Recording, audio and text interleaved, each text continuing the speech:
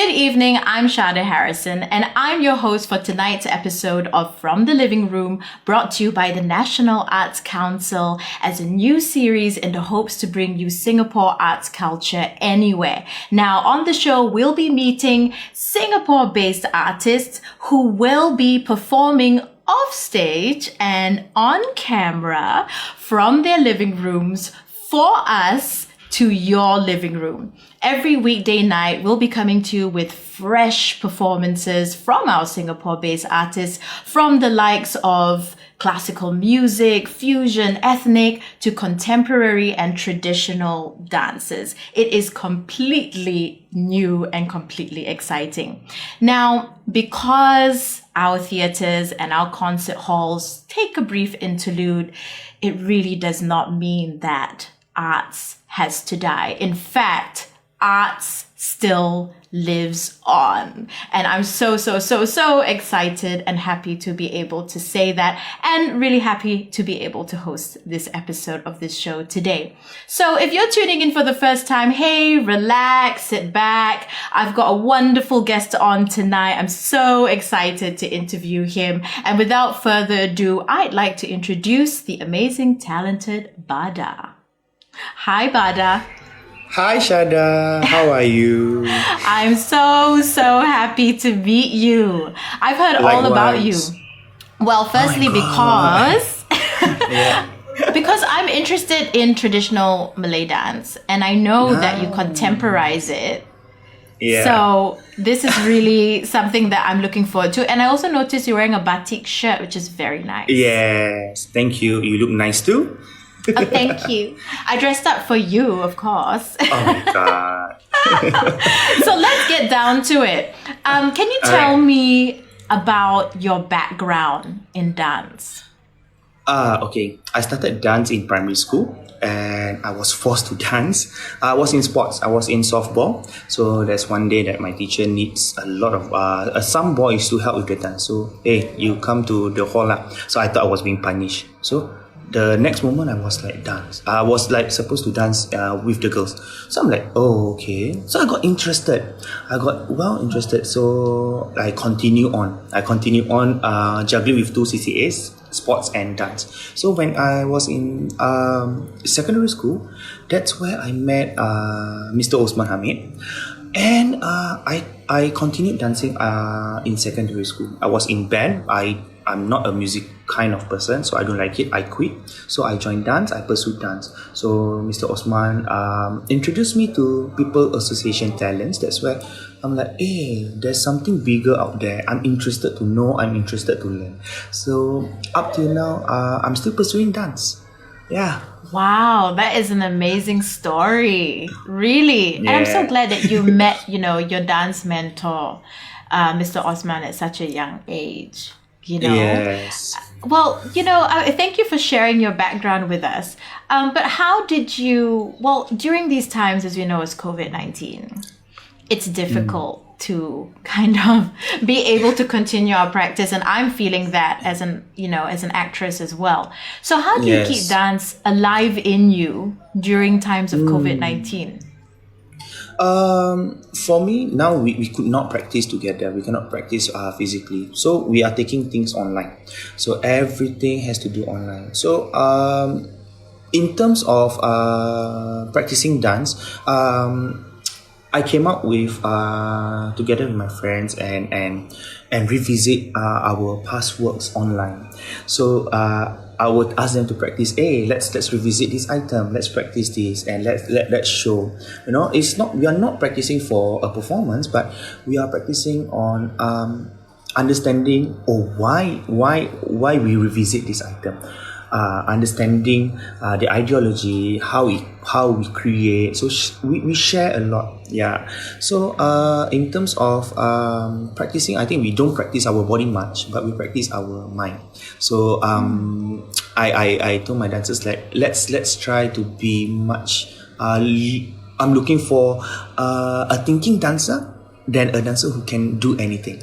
So I think as arts practitioner, it's my job to bring these dancers to practice from home.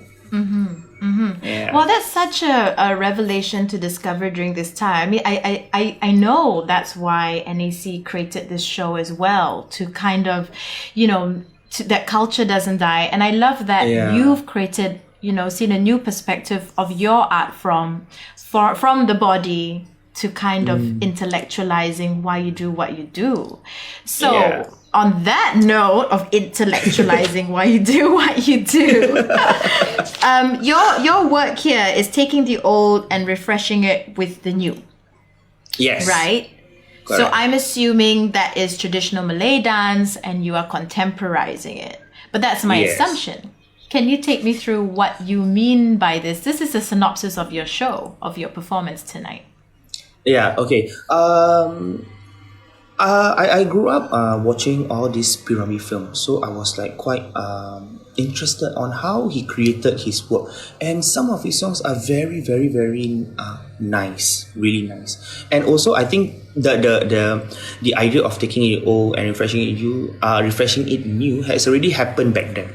So I was thinking like, hey, in 10 years time, how do I make this song relevant? How do I make this song still not losing its authenticity, but it's refreshed? And then when I start teaching in ITE, then I realized, we have a problem here.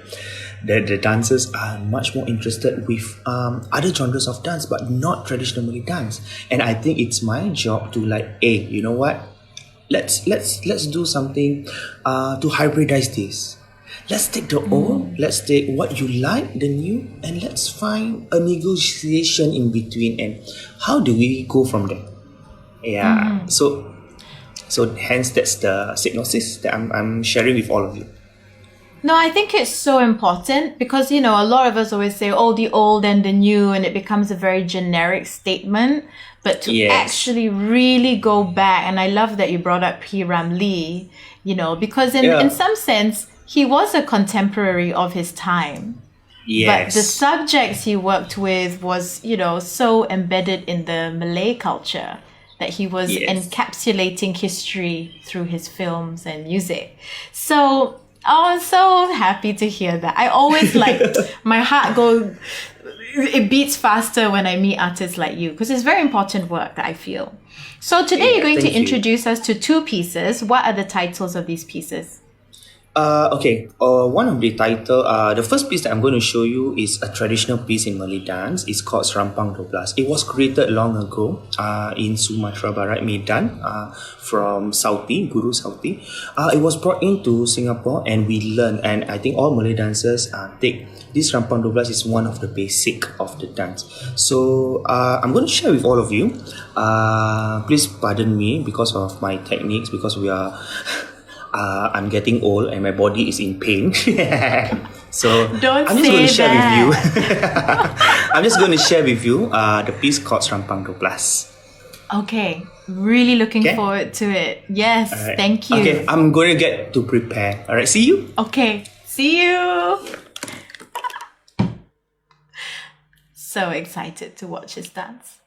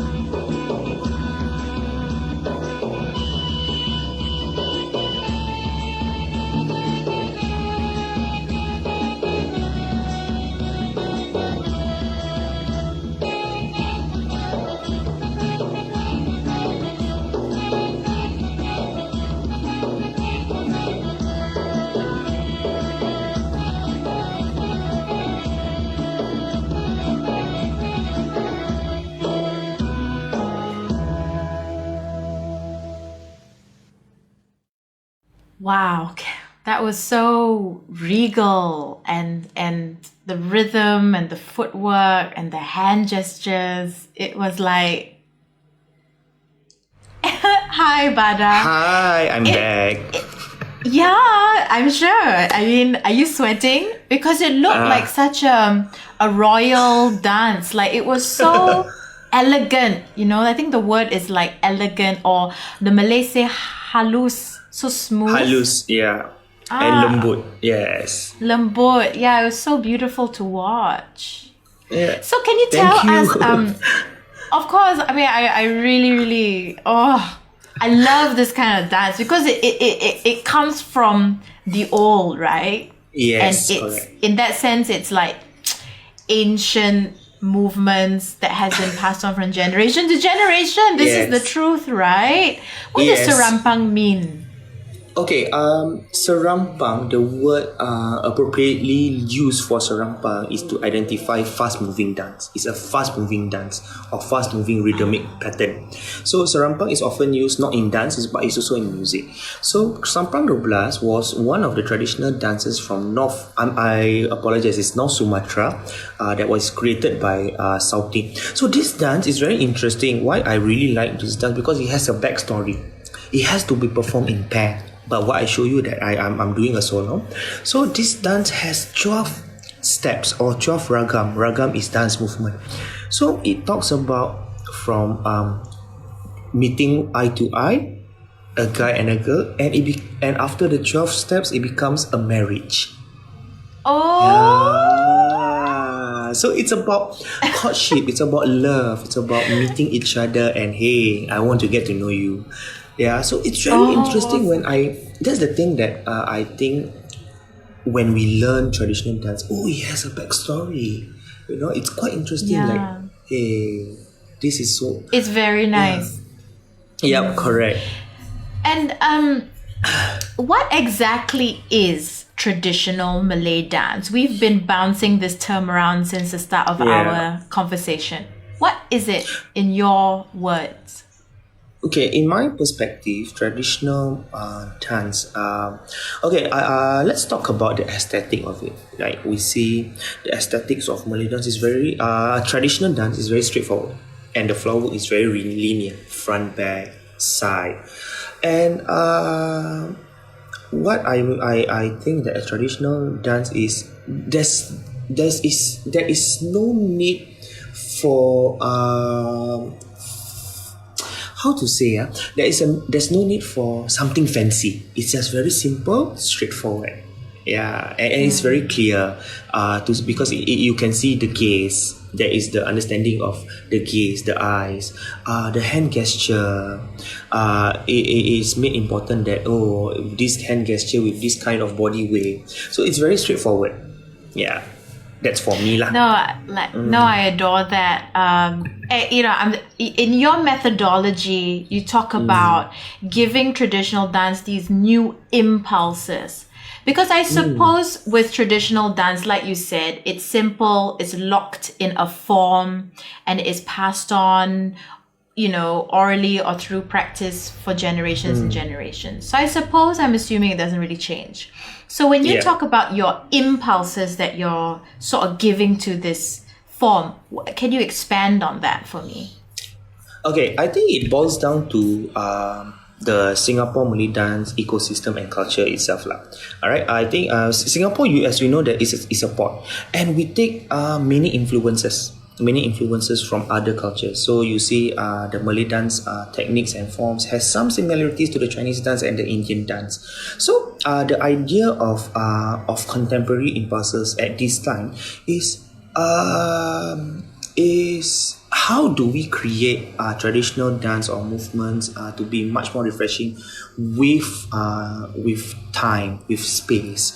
So in my work, I always tweak that a bit. Yeah, so it becomes contemporary of the time. Yeah. So Yeah, so the methods that I always use to deconstruct the Malay dance techniques is by time, by space, by the levels of the energy. So it differentiates the linear pattern or the linear rhythmic pattern from the traditional. So it becomes more circular, it becomes more fancy, it becomes more relatable, especially to the youth, because the point here is to attract the youth to be and to learn, to want to do traditional arts. Oh, that's lovely. You're like creating a circle, like a cycle. You know? Yeah. Yeah, from the old to the new. So in that sense, I'm very much looking forward to your next piece that you're going to perform for us, because this piece, from your methodology, has these new impulses that you've put into the work, right? Yes. Is that correct to say? Correct. What's the piece Yeah. called? Okay, the piece is called, there is a word featuring, Joget Hitam Manis featuring Joget Pucuk Pisang. So these two songs is actually traditional songs from the archive. So I took it out. So I spoke to one of my composer friend, Ideal. Hey, you know what? This song is very old. Let's renew it. Let's renew the dance. Because Hitam Manis, it has a dance in Medan. So I learned the dance in Medan. I was quite interested with the patterns of the dance. So I tweak it. I make it much more youthful. I make it much more new, so that people from not from the youth, I think from all ages, are able to enjoy. And when they listen to the tunes of, oh, this is an old tune, but it's rearranged to become new, it will be much more interested. Yes. So, do you want to watch the don't second? tell me anymore. Yes, I want to watch. I don't want to know anymore. I just want to see now. Okay. You've already stimulated me intellectually. Okay, let's go. Okay.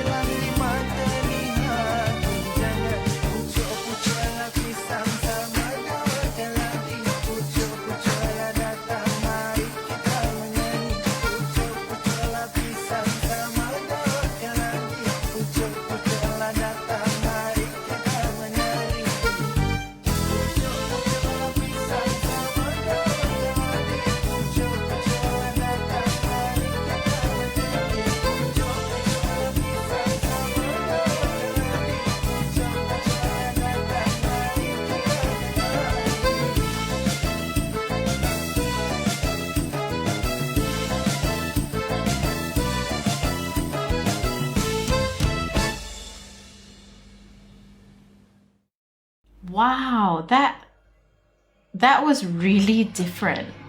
And different in a really refreshing way. Thank you. Like, I mean, like, you could see the tradition there in the dance, but there were a lot of moments that took me by surprise. It's exactly like what you were saying, you know, relating to the surroundings that you have now. Yes. You know, and it's refreshing. It actually really is refreshing, like what your synopsis is.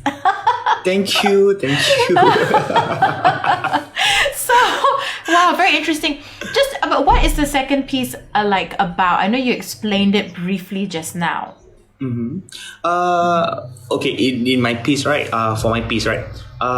It's basically took the idea of the Serampang 12. So the idea of courtship, the idea of meeting each other and falling in love is the same. It's the same storyboard. It's the same story, but in terms of aesthetic wise, it's different.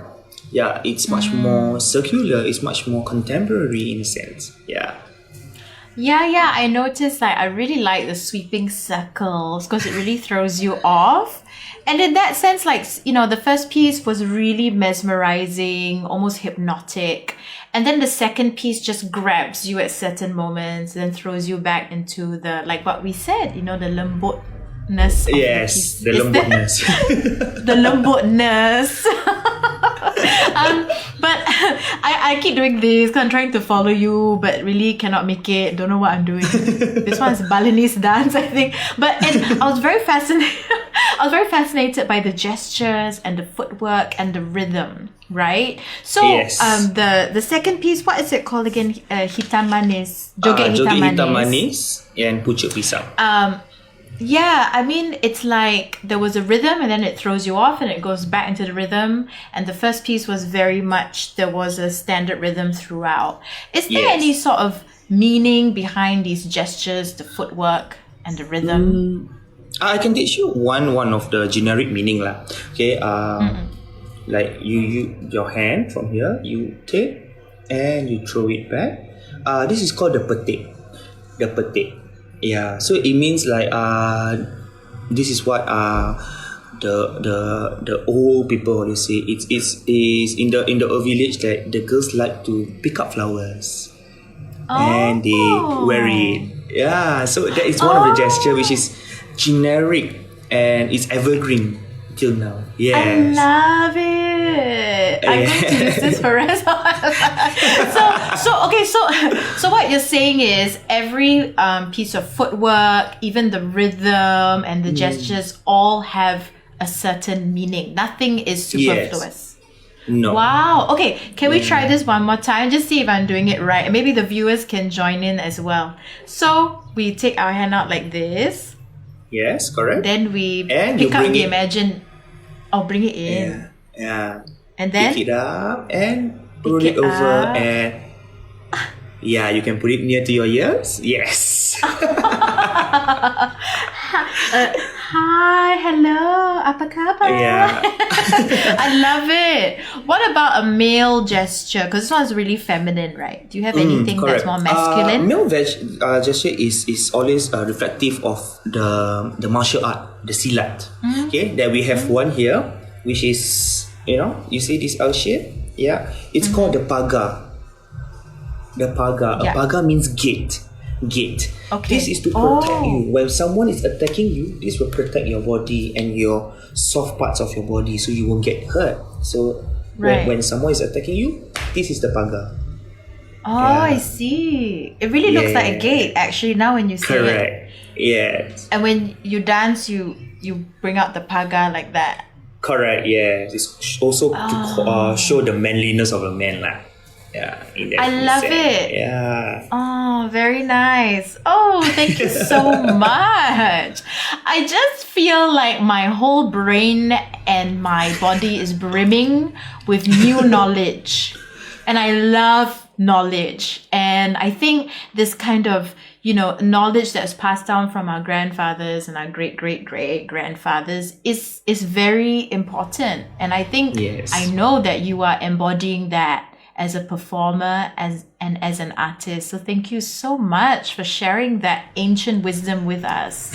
Thank you for having me. Before we go and before I ask a little bit more about you, what would your advice be for anyone starting out in traditional Malay dance? My advice is do it. Just do it. Don't be afraid to fail, because you will learn a lot through failures. Don't be afraid to say, hey, that is wrong. No, nothing is wrong in arts. That's why it's called arts. So just do it. Yeah, I totally agree with that. And that's really nice to know, comforting to know during these times, because during these times, I also feel a bit like scared to fail because everything is so new right now and uncertain. But yeah, you're right. Just do it. So thank you so much. Now, if I wanted to find out more about you, more about your performances and your practice, Bada, where do I go? All right. You can find me and my dance company at www.artistarigentari.com, or you can like and share our Facebook account with the same hashtag Artistari Gentari, on Instagram at Artistari Gentari, and also follow our YouTube channel with the same name, and to view our past performance, our archivals, and also to see our future performances. Oh, very exciting. Are you open to collaborations? Yes, I am open. Physical theatre actress. Yay! Okay, Let's we make deal now. Okay. Okay, if you want to find out more, like Bada has said, he gave all his platforms, but we are providing the description in the episode. So stay tuned for that. Make sure you have your eyes peeled open. Okay? Well, thank you so much. We've come to the end of tonight's episode. I've learned so much and I've had a ton of fun with you, Badarudin Bin Hassan, saying your nice, beautiful full name, Badarudin Bin Hassan. Thank you. I've had so much fun hosting tonight's episode of From the Living Room with you. Thank you so much for dancing. Thank you so much for sharing your knowledge with us. And to our viewers, thank you so much for being with us here tonight. Please stay tuned for our next episode. And in the meantime, enjoy SG culture anywhere. I'm Sharda Harrison, and it has been an absolute pleasure. Take care, be safe, and good night. Bye. Good night. Bye. Good night.